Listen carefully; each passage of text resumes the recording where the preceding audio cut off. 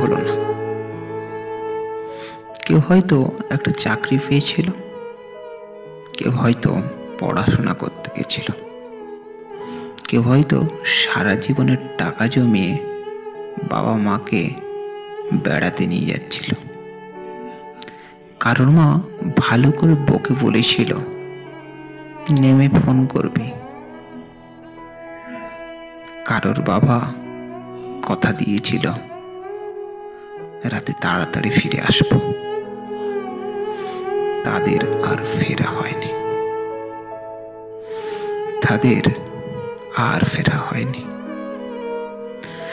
ভবিষ্যতের কাছে আমরা সকলেই তুচ্ছ, এই আছি এই নেই। তা সত্ত্বেও মনে এত রাগ, কত অভিমান, কত অভিযোগ পুষে রাখি আমরা।